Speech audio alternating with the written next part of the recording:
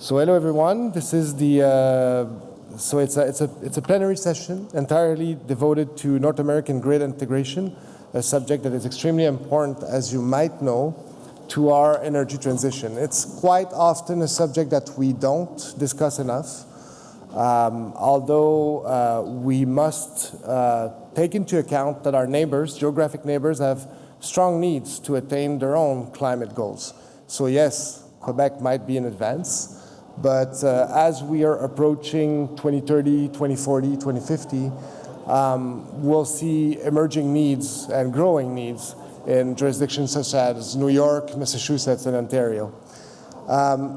In that matter, I will present to you Barbara Tyron, who's joining us from Washington, I think, Barbara?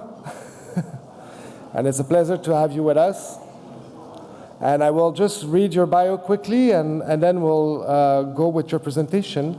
And once Barbara has finished, I will then introduce Pierre-Olivier Pinault, which will follow with another presentation. We might not have a lot of time to ask questions, because again, the small hydro people has been talking too much, you know how they are. Barbara Tyron is Director of Macro Grid Initiative at the American Council of Renewable Energy, AQPER. So AQPER is like AQPER, but like with millions dollars more than us, basically. Yeah. She also serves as past president of the board of directors of the Women's Council on Energy and the Environment. She was general chair of the IEEE Power and Energy Society 2021 General Meeting Local Organizing Committee. That was hosting nearly 2,000 delegates from around the world in July 2021. Her background includes, federal advocacy for utilities and management consulting for public, private, and nonprofit sector clients with engagement involving strategic planning, policy analysis, marketing, external relations, and communications. Of course, that also includes financial and economic analysis. Barbara, it's a real pleasure to have you with us today. We will then show your presentation on screen. And of course, when you want us to change the slide, just say, change the slide, please, and we will do it. Unless you want to use another word, we're open to any suggestion. So the floor is yours, Barbara. Thank you so much, and thank you for the invitation to join you today. I really appreciate the opportunity to talk a little bit about the Macro Grid Initiative, and as you can see there on the screen, why it's devoted to an enhanced, upgraded transmission system. Next slide, please. There is a vision statement for the macro grid, which, as you see on the screen, talks about an expanded and upgraded nation's transmission network. And of course, we are connected in this country, in the United States, to Canada in the North American grid. But that new transmission network, the enhanced, upgraded one, will deliver jobs and economic development, a cleaner environment, and lower costs for consumers. So we have a number of organizations that support that vision statement, and of course, welcome others who would be interested. Next slide, please.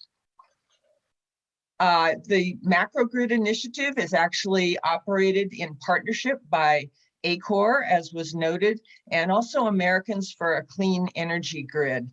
And the idea is to take the high levels of domestic energy resources in the middle of the United States and deliver it to the coasts where there's higher demand. Next slide, please. And we can see there, looking at the United States, that there's a seam that runs north-south between the east and the west. And we have two what are called interconnections, the western interconnection and the eastern. This omits the state of Texas, which is its own grid. But one of the important features of the Macro Grid Initiative is to improve the ties across those two interconnections, the east and the west. Next slide, please. And the reason being that, interestingly, in the 15 states between the Rocky Mountains and the Mississippi River, this is in the United States, we have 88% of the nation's wind potential and 56% of the solar potential. But it is projected that even by 2050, the middle of this century, there will only be 30% of the energy demand for those resources. And therefore, allocating those resources to higher energy demand centers makes a lot of sense. Next slide, please. And a critical highlight to make is that this is not just benefiting those affected states. It will benefit the entire nation because it will allow for greater flexibility, more resilience in the energy grid, and lower costs for consumers everywhere. So it is a holistic improvement in how the nation's grid will operate with benefits across the entire country. Next slide, please.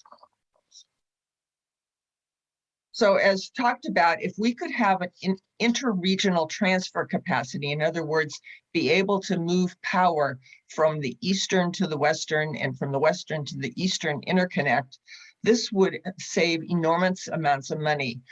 There is a US Department of Energy National Laboratory, the National Renewable Energy Lab, who's done a study on this.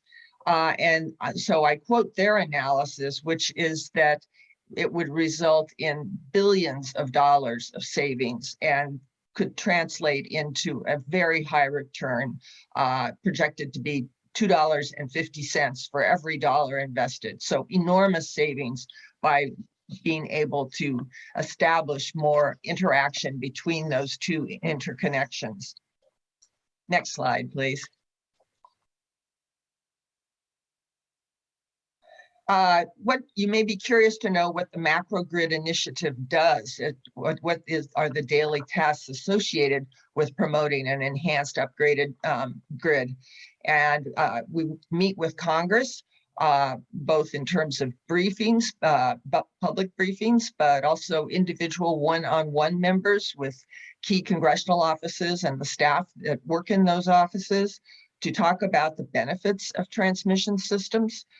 We also educate a variety of different stakeholders at all levels of government to help increase awareness about the current transmission grid and the state of effort that's needed to expand and enhance it. And also we engage with the Federal Energy Regulatory Commission here in Washington, D.C., which interestingly has just established a rulemaking on transmission planning and cost allocation. So there are numerous opportunities to provide comments during that deliberation. Next slide, please. But in order to have these public briefings and to share information, we also want to make sure that all of the information is founded in rigorous analysis. And so that is supported by the research that is done both within AQPER and ASIG, the Americans for a Clean Energy Grid, but also by other groups that are retained to provide their support. So we see there on the screen, this is the cover of a study that was performed by ICF, the consulting firm. It studied 12 different upgrades in 2 of our RTOs, MISO and Southwest Power Pool, and found that in 9/12, in other words, 12 were performed in 9/12 or 3/4 of those areas, system-wide benefits were delivered with upgrades. So this helps to substantiate the claims that are made in our public outreach. Next slide, please. And other areas that receive attention with the increase of extreme weather is another study that looked at how to quantify the value of interregional transmission in 5 extreme weather cases that have occurred in the last few years in Texas, New England, and the Midwest. And again, there it's substantiated that in extreme weather events, interregional transmission and the ability to connect neighboring regions and improve what we call energy diversity across more resources does alleviate human suffering and financial damage, and so has a positive effect during extreme weather conditions. Next slide, please. Thank you. And overall, this slide illustrates that there are just massive cost savings from having this interregional connection. And so huge benefits to consumers across the entire system. Next slide, please. And one other area that we examined was from the standpoint of national security, energy security. And we convened a couple of workshops with national military leaders, former national military leaders who have expertise in the energy area, and spoke with them about their insights on what energy security and energy resilience means, not only on military bases in this country, but also on the neighboring geographic footprint. And there, again, we found that in order to maintain military readiness, why it's important to make sure that energy resilience is thriving in those areas, and it's required in order to achieve military resilience and readiness. Next slide, please. I mentioned in the vision statement that an expanded enhanced transmission network also would result in jobs and economic development. And again, that's founded also on rigorous analysis that was conducted in the case study that you see there on the screen. And this is examining 22 proposed transmission projects that are ready to go. In other words, no new technology is required. These projects are ready as soon as they're permitted and sited. And finding those 22 projects also then we discovered that there are jobs that can be found associated with those projects, not only 600,000 jobs in the actual creation and installation of the transmission, but another 620,000 jobs would result from improved economic development in those areas where the transmission projects were placed. Next slide, please. So looking at this broadly, we see that transmission will expand the access to more low-cost domestic energy in the United States.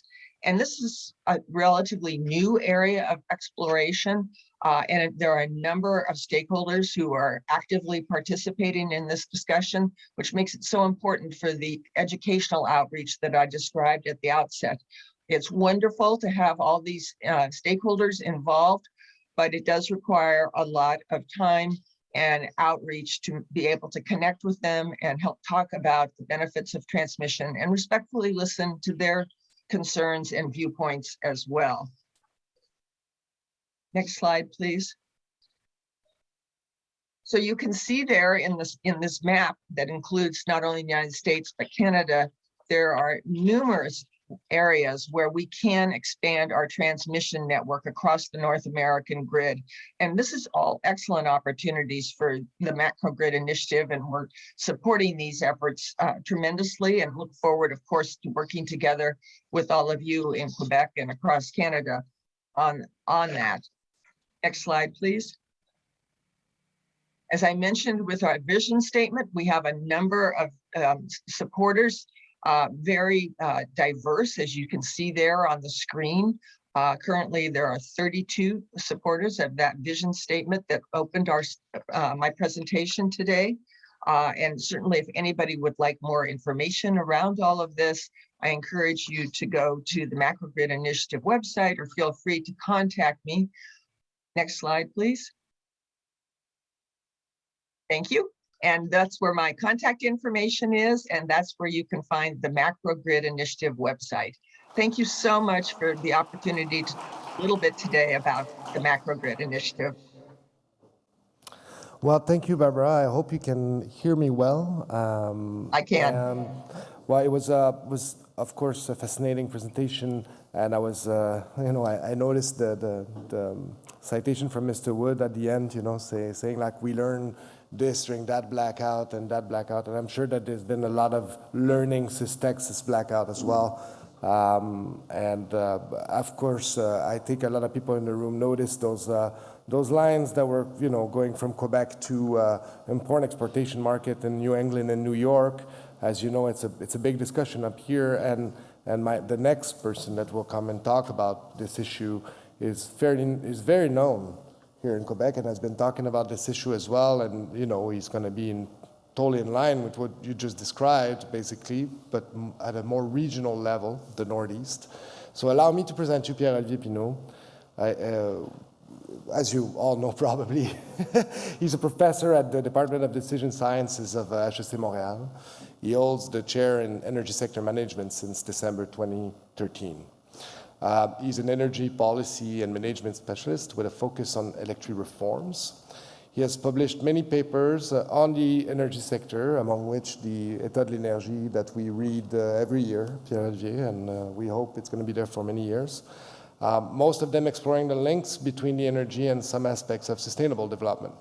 He participates regularly in the public debate on energy and has authored many reports for the government and other public organizations. He's a Cyrano Fellow, member of the CAEE, CIRODD, and Institute EDDEC. Before joining HEC Montréal, he was an associate professor at the School of Public Administration of the University of Victoria. Pierre-Olivier, please come forward, and your presentation will be on screen. This is your clicker. If it doesn't work, just tell me. Thank you very much, Gabriel. Thank you for the AQPER to inviting me. It's always a pleasure to be here. It's an honor to speak to you and to speak after Barbara. We'll bring the discussion closer to us in the Northeast because we know we are aiming at a decarbonized Northeastern North America, and there's a key role for market integration. So I'm here to take whatever what Barbara said and bring it closer to us because a lot is at stake.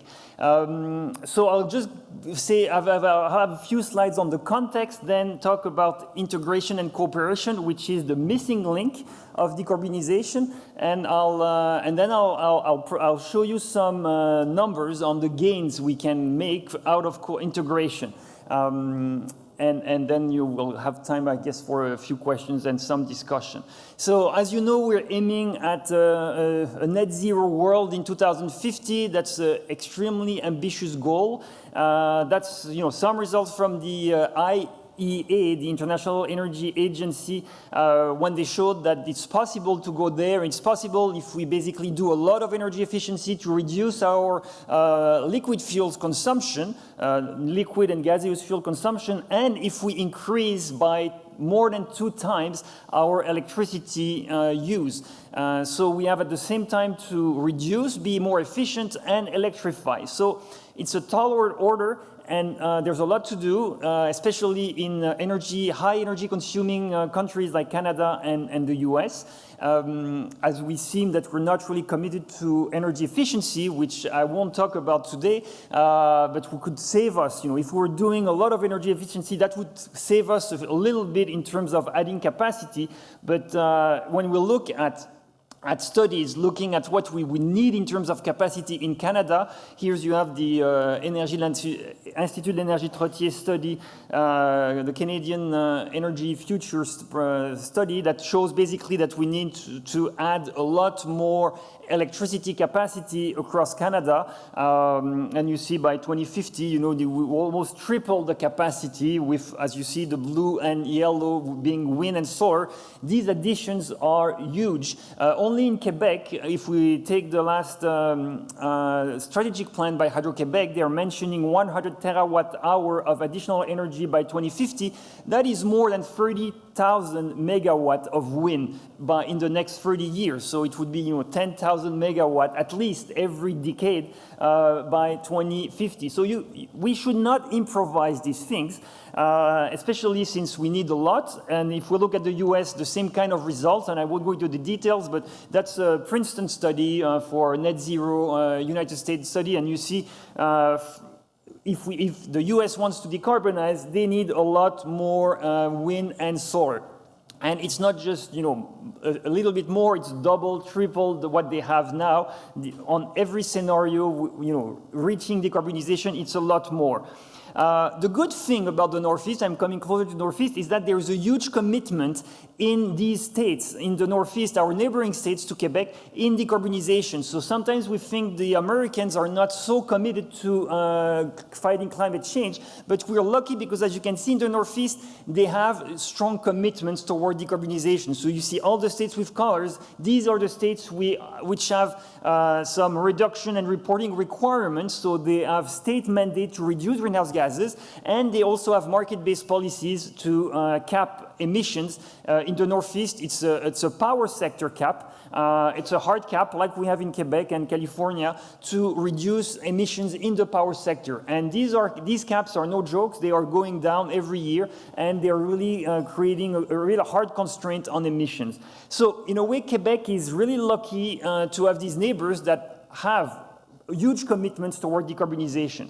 I won't go through the numbers, but if we were looking at more details, we could see, for every state, our neighboring states in the Northeast, they each have reduction targets for 2030, for 2040, or 2050, and they are significant. Just New York itself, they aim at 40% reduction in greenhouse gases by 2030, and in terms of renewable energy in their electricity sector, they want to move from 30% now. New York State is generating 30% of its electricity from renewable. They want to reach 70% by 2030. So in 8 years, they want to more than double the clean energy they have in their system, which is a huge challenge. And I would, as I'll mention, they're not totally ready for that.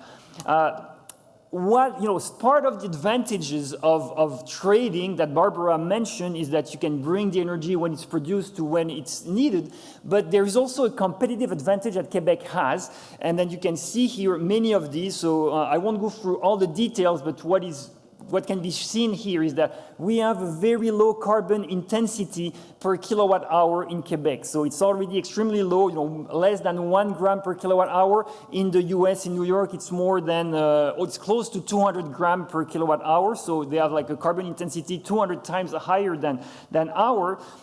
We have cheaper electricity, and that's the key advantage, we have storage. We have a lot of storage. And that is something that, of course, Hydro-Quebec and the Quebec government put forward, but it's not discussed and it's not understood enough in the South that we have huge storage capacity in our dams. So only the Hydro-Quebec storage capacity is 176 terawatt hour. That's more than the entire New York generation in a year. So theoretically, we could supply New York for a year just with the storage we have. Of course, it doesn't work like this, and we couldn't, but we could do a lot. And in terms of becoming the battery of the Northeast, this is the key assets that we have. It's really the storage to balance wind and solar from the US and maybe from other places, but for them. And it's using these new transmission lines that Barbara was mentioning, that there could be a really strong complementarity between Quebec and the Northeast, and this is what has to be understood. So why am I saying it's the missing link, integration and cooperation? It's basically because every state in the last 2 years, our neighbors, they have produced very interesting decarbonization studies. So I invite you to download these and read them. They're fascinating, and they're all commissioned by the state. And most of them, not all of them, but most of them study and detail, put numbers, and they basically either say we need to do some regional cooperation with Quebec, and they explicitly mention Quebec as a potential source of complementarity for balancing wind, or they ignore it. But in all cases, they don't study regionally. So these studies, like the 200 pages study, they study the state, and they make plans for their state. They have a paragraph saying, oh, by the way, there would be huge gains to be made from regional integration because Quebec has storage and potential and we could trade, but they don't study it. So basically, they all work in silos. And in the best case, they mention that there is potential, but nobody is taking charge of actually looking at the benefits that could be achieved if we were working together. So they all have strong objectives. Most of them recognize that there is something to do.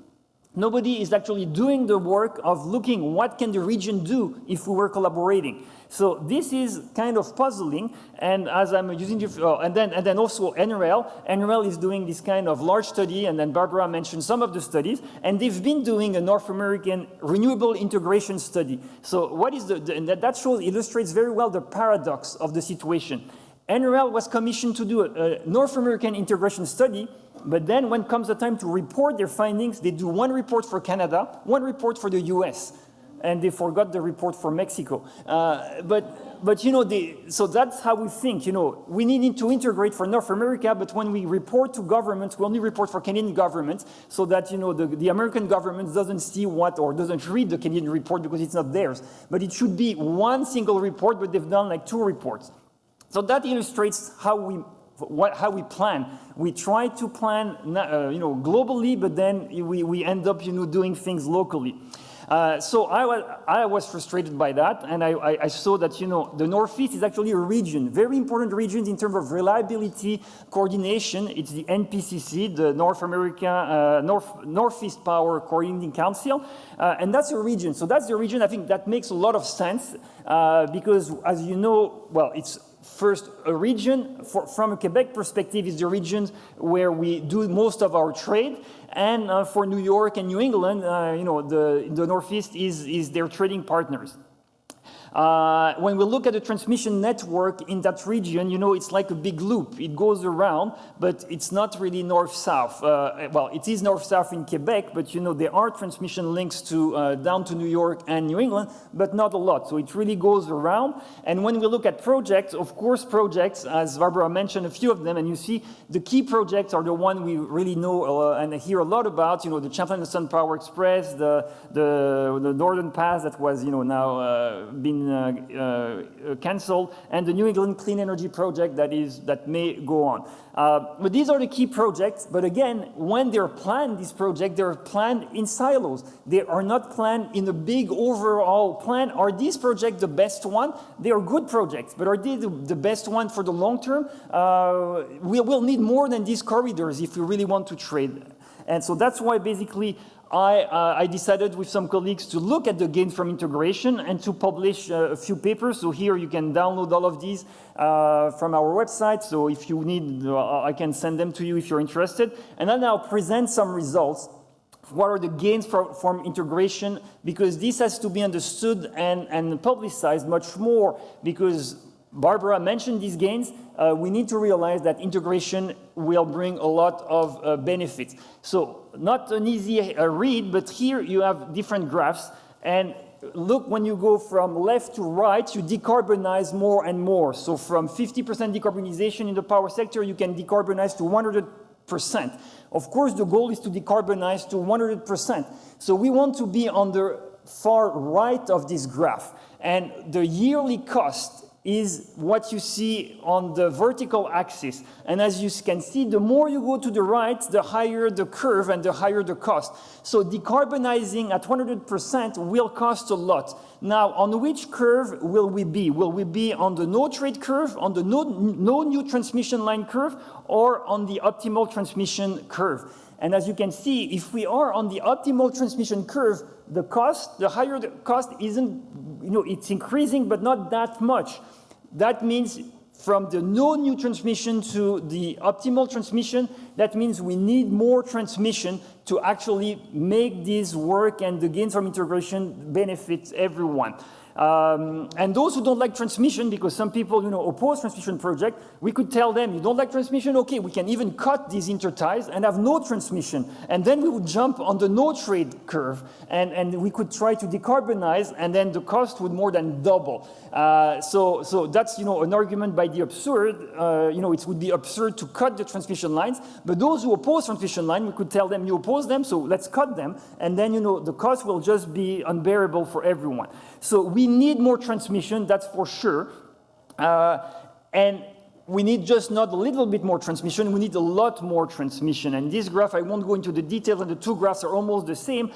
We would need, in terms of global interconnections, more than 20 gigawatt of new interconnections in the Northeast. And you can see by region, initially in our model, it's not so much Quebec and New York and New England. But as we decarbonize, yes, Quebec, New York, Quebec, New England, they become central, and it's a lot more. So even the Champlain Sun Power Express, which is a 1,000 megawatt transmission line, that is small compared to the optimal transmission that would be needed more in the order of 5,000 to 10,000 megawatt in addition. And the goal of that would be really to integrate wind and solar. So we'll need, so I won't go into all the details, but basically what this slide shows is that we need a lot of more wind, but we need wind, but the addition, the more transmission we have, the less wind and solar capacity is actually needed globally, because we can make some savings regionally, and that's really the key. More interties means more wind, because with optimal transmission, we can integrate more wind into the system. So these are the key numbers to remember. If we have transmission, wind and hydro are basically becoming more complementary, as you can store the hydro when the wind blows and use the hydro and transmit it where it's needed. And when the wind is not blowing, then the water that you've stored in your reservoir can actually be used where it is needed. And that's really the concept of the battery, and the battery of the Northeast that Hydro-Québec and the Quebec government tries to put forward. That's really the real battery concept. Hydro-Québec and the government really think the battery means like we export and only export, but if you only export, then the battery dries out and you need to recharge it. So the real concept is really a two-direction trade, that we import wind from the US and export hydro, and then basically we may not become a net exporter, but we would still have a lot of value. So there would be more wind generation, and we would not need to curtail the wind as often if we have this hydro, and if we have access to the storage, because we basically will be able to absorb this extra wind generation that we wouldn't be able to absorb if we don't have the transmission connections to basically absorb that wind. So it has become key, actually, for all wind developers everywhere, especially the offshore wind developers in New York and New England, to understand that more transmission with the North is essential for themselves, to make their case that their wind is valued at the highest value, because it can be used all the time. When Barbara said that it reduces cost, it's entirely true. And then she also said that it reduces cost for everyone. That's the problem. It may not be true that it reduces cost for everyone. Especially in Quebec, we're used to low electricity prices, and if we integrate more with our neighbors, it lowers the cost in the exporting region, but it lowers the cost in the importing region, so the region that receives the electricity, it lowers their cost. But for us in Quebec, it puts an upward pressure on cost, and ultimately it could increase cost in Quebec for consumers. It would nevertheless be beneficial for Quebec as a whole, as a province, but for consumers, that's something we should be aware. And also, if we expand transmission, then of course some of the capacity expansion for transmission, some of the costs will be in Quebec, and that's why if in the expanded transmission case, you see increased costs for Quebec in that case. So basically, if we don't trade, if we don't add new transmission capacity, for Quebec, we're already decarbonized, so we don't really bear any additional cost to integrate or not to decarbonize, but because we're already decarbonized. But if we expand regional integration, there will be additional cost for Quebec, and Quebec will have to be compensated for these additional costs. So there will be some kind of real discussions and negotiations with our American friends to make them realize that they will save a lot by integrating, but they have to compensate Quebec for these additional transmission lines. Because some of the costs will be borne by Quebec, which wouldn't be the case. So actually, what we see in these numbers is that those who will benefit from regional integrations are mostly New York and New England for avoided cost for them. So their avoided costs will have to be compensated in some ways, so to make that profitable for Quebec. Our American friends don't really understand this now. It's when Hydro-Québec goes down to New York or New England, it seems as if we were begging them to sign contracts with them. But in the end, it should be, a in all humility, it should be the Americans that should be asking for more regional integration to save themselves some cost of decarbonization. And that isn't really understood now. So we should really make that message clear, because we have lots of ways to use electricity in Quebec in ways that would benefit the Quebec economy, but wouldn't actually be the best approach to decarbonize the Northeast. So in conclusion, lots of area to studies, as Barbara mentioned, a lot of benefits, lots of systems benefit, but when it will come to cost and who pays for this cost and how the benefits are shared, a lot of issues can happen there. And some lobbies will say, no, we don't want to pay for that, like for the CHPE in New York. Some people in North State New York were saying, why would we pay for this line that would cross the state and bring electricity to New York City? That will increase our rates. So some people won't be happy about these transmission lines. We need to be prepared to deal with that. Because overall there's a lot of wealth to be gained for everyone. I'm out of time, but let's just say that there is only limited institutional capacity to adequately use models and results. So all the models that are there, they need to be explained to public servants, to politicians, and we need to be patient and say the message again and again. And everyone has to push for this kind of message, because this is key for the 2050 goal. And I thank you for your attention.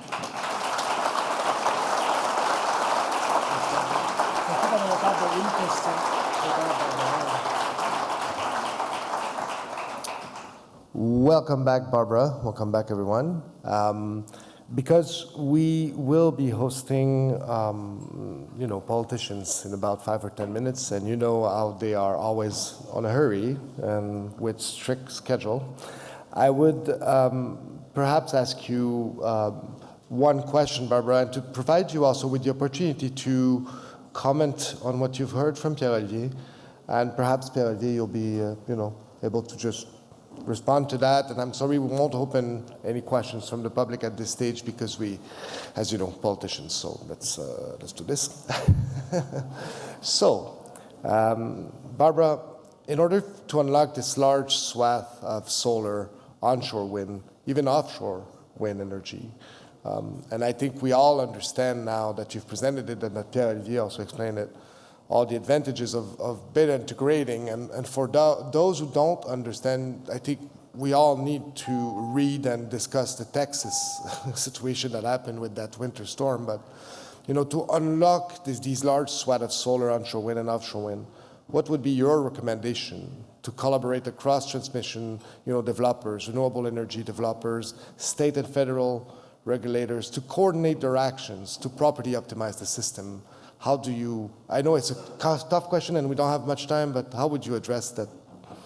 What kind of recommendation would you make? Thank you for the question, and congratulations on an excellent presentation. I so much enjoyed what I just heard and agree with it wholeheartedly. And it was brought out in that presentation that there are a number of people who are not necessarily supportive of new transmission networks. So your excellent question helps to bring that information forward.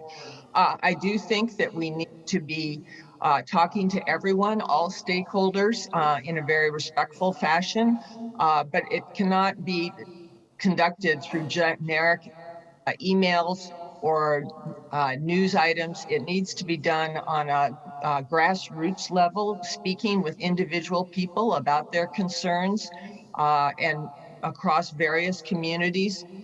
We need to emphasize, as was done in the last presentation, emphasize the holistic benefits of doing this and the downside of approaching these issues incrementally, because overall system performance will benefit everyone. We also need to be sure that we're reaching out early in the planning process. Oftentimes, what we see, at least in this country, is that as people become aware of an issue, they move into their particular positions, and once there, it's hard to reconsider. So we need to reach out very early and very individually and very respectfully across all of the stakeholder community and hopefully achieve a consensus that everyone can. Thank you. Thank you, Barbara. Pierre-Olivier, you have the mot de la fin.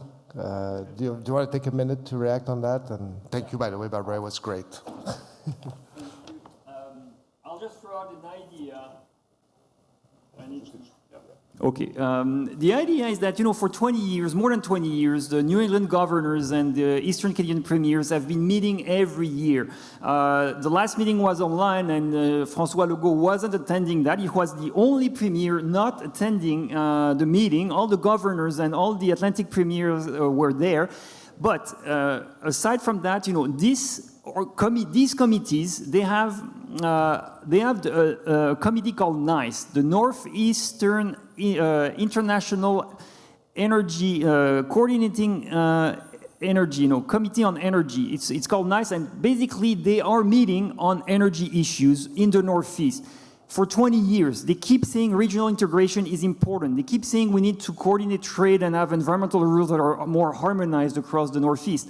So we need to push these premiers and energy ministries to actually act on what they've been saying for the last 20 years to really start coordinate their energy planning and electricity planning. So it's not something new. If you go back to the resolutions they've made in 2001, 2002, 2003, and actually made a list of all these resolutions on energy and environment, it's fascinating to see that every year they say we need to collaborate, we need more cooperation, we need more joint planning. They have this nice committee on electricity, regional electricity planning. They haven't produced any results yet, so we need to push them to actually act on what they are supposed to do. Well, thank you to both of you. And